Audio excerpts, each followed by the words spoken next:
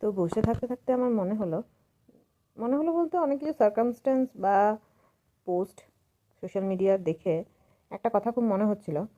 সাধারণত আমাদের কাছে জীবনটা একটা কিছু পেলেই সাকসেস।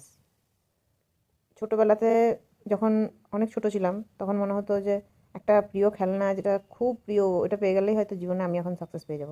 তারপর একটু বড় হলাম, তখন মনে হলো বড় হয়ে গেলে ভালো, ছোট থেকে অনেক সবাই বকাঝকা করছে। তারপরে মনে হলো পড়াশোনাটা করে নিই, তাহলেই লাইফে সেটেল হয়ে যাব, ওটা একটা সাকসেস।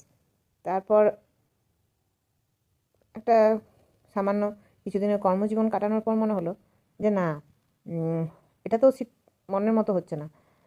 হয়তো আরও কিছু বেটার করতে হবে, তাহলেই জীবনে সাকসেস। বা আরও আশেপাশে পারিপার্শ্বিক সবাইকে দেখে মনে হয় এটা করলেই সাকসেস, ওটা করলে সাকসেস, এটা করলে সাকসেস। কিন্তু আলটিমেটলি আমার এখন যেটা মনে হয় কি, জীবনে সাকসেস বলতে কিছু আছে কি না সেটাও মানে বোঝা খুব কঠিন। কারণ যেটাকে হয়তো আমি আমার চোখে সাকসেস দেখছি, যে ওর তো জীবন সাকসেসফুল আর কি, সে হয়তো তার চোখ দিয়ে নিজের জীবনটাকে দেখে মনে করছে যে সে সাকসেসফুল হতে পারেনি, বা আমাকে দেখে তার মনে হচ্ছে যে সে সাকসেসফুল হয়নি।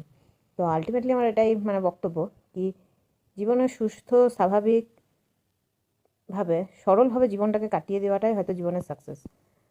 যেটুকু নিড, যেটুকু পেলে হয়তো জীবনে সময়ে সব কিছু হয়ে যাওয়া, এগুলো কিছু কিছু সম্পূর্ণ হলেই হয়তো জীবনের সাকসেস।